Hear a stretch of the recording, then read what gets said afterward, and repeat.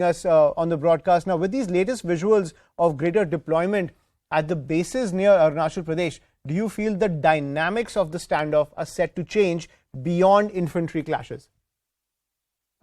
Thank you.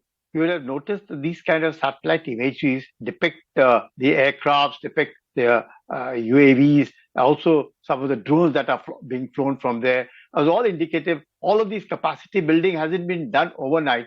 It's been a consistently Chinese have been building the infrastructure, just not all of this, but also the kind of roads that they've brought up, the kind of villages they have set up over there, the kind of communication setup that has come up over there. All this is indicative that the Chinese have been preparing for a long, long time. So it's basically a phony peace. The gloves are off. And now you realize that the Chinese can't be trusted. The Chinese have only been, thinking that they could make us complacent by involving us in talks and carry on building the infrastructure. That's exactly what they've been doing for over the years.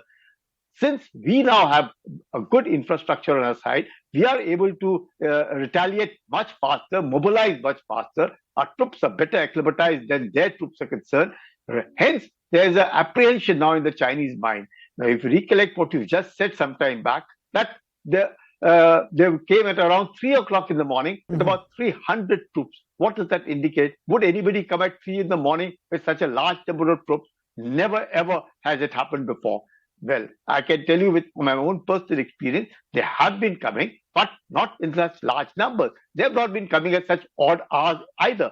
They have been coming, they come up to a particular point, we have a kind of a rock, a wall created by the rocks over there. They come up to that point and they would be going back. But this kind of a thing, which has been happening for the last about, say, 2 years on and off that they've been doing at that particular point, is indicative of the Chinese intentions. And especially now, in fact, I'm surprised. China ought to be, trying to ensure that they make and build better relationship with India, especially after Galwan, when they know what the Indian army can do. But despite that, if they're attempting to do that now at Yangtze in the Tawang sector, is indicative that the Chinese can't be trusted. They're onto some mischief, and we ought to be very, very vigilant. And they now know that probably they must have thought that they would catch us on the wrong foot, did not realize that they would get such a solid beating that they would henceforth think 10 times before attempting to do such a thing. Absolutely. Absolutely. And those visuals of Indian soldiers giving it back to the Chinese has gone viral on social media. So we do have the defense capabilities to take on the dragon. But that leads me to this point, General Kulkarni. With more and more pressure points and now daring skirmishes at the LAC, what should be our strategy going forward? Would you say now, even from a diplomatic standpoint, that we are at a point of no return?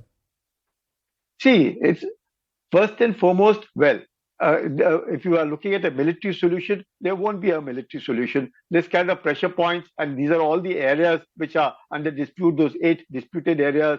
So you find that they have been coming there for quite some time. I've seen them do that in 1999. I've seen them do that now. And now you can see that it is happening now. So therefore, it is very, very important that we must ensure that we build our infrastructure, we be ready for any contingencies that come up, because the only solution that I see now is a political solution. Because even diplomacy, we've had so many rounds of talks, nothing seems to be happening there. Now, military, 16 rounds of talks have taken place, and that to the last talks took place sometime around mid-July. Nothing thereafter for the 17th round. I don't think China is serious at all. I'm sure they don't want to resolve the border dispute. They are more interested in ensuring that India is put under pressure. The way they're going about it is purely indicative that they want India to toe the Chinese line. It's not possible. India to toe Chinese line is not possible. If the Chinese are reasonable, they can definitely indulge in talks. But this kind of a behavior, a phony peace, gloves are off, the kind of strength that they're bringing, the kind of fist fights that are taking place, the kind of equipment that they bring, premeditated attacks taking place, stone throwing taking place, retreating, shots being fired in the air.